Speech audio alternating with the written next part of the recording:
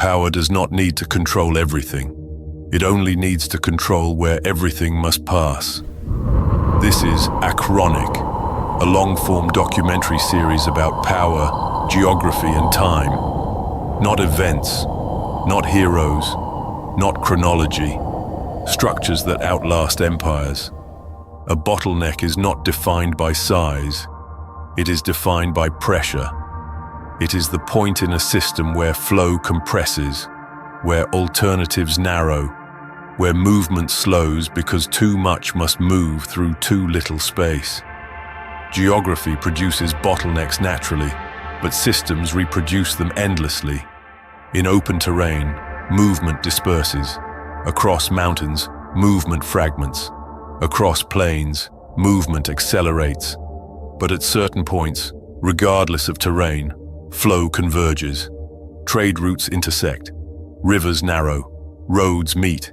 Infrastructure concentrates. When convergence occurs, friction intensifies. A bottleneck does not need to be dramatic. It may be a strait, a canal, a mountain pass, a bridge, a port, a corridor.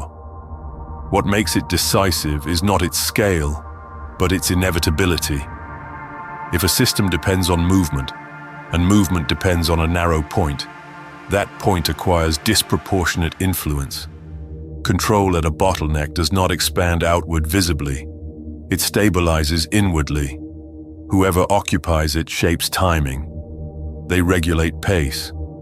They determine what passes first and what must wait.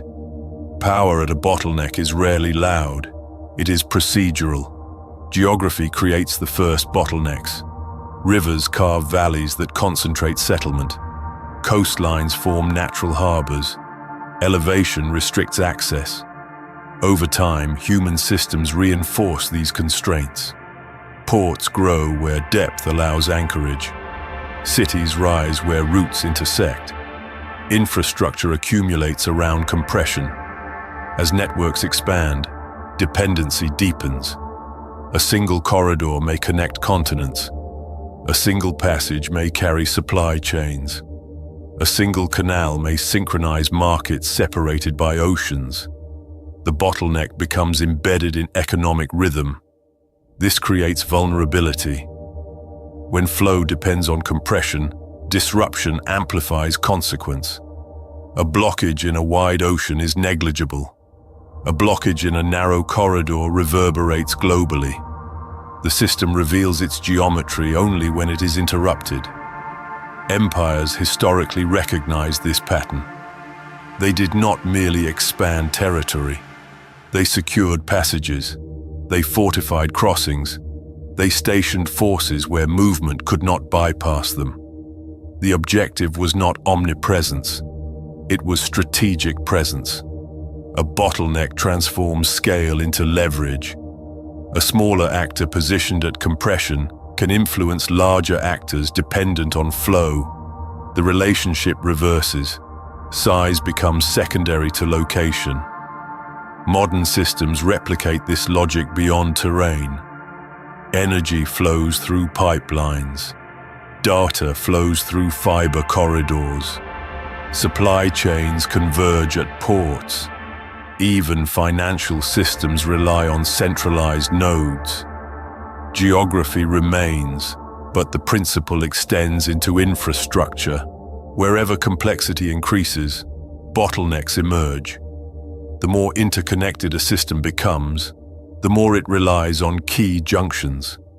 These junctions do not expand proportionally with demand. They concentrate it. Systems grow by expanding outward, but they stabilize by narrowing inward. Expansion increases reach, yet narrowing increases control. A vast network without compression is only potential. It is the narrowing that transforms potential into influence. Empires that understood this did not merely acquire land. They acquired junctions. They secured river mouths rather than entire rivers. They fortified crossings rather than entire frontiers. They protected corridors rather than every mile of territory. The objective was never omnipresence. It was inevitability. A bottleneck introduces predictability into uncertainty. In open systems, actors may avoid confrontation by rerouting. In compressed systems, avoidance becomes costly. The geography of bottlenecks forces engagement. It concentrates interaction into defined channels where power can measure, delay, tax, filter, or restrict. This is why scale alone rarely determines dominance. A larger entity dependent on a constrained corridor can be influenced by a smaller actor positioned at that corridor. Size loses meaning when movement depends on access. The narrow point equalizes asymmetry. In modern networks, bottlenecks multiply rather than disappear. Digital infrastructure depends on server clusters. Global trade depends on container ports. Energy systems depend on specific transit corridors. Financial flows depend on centralized clearing mechanisms.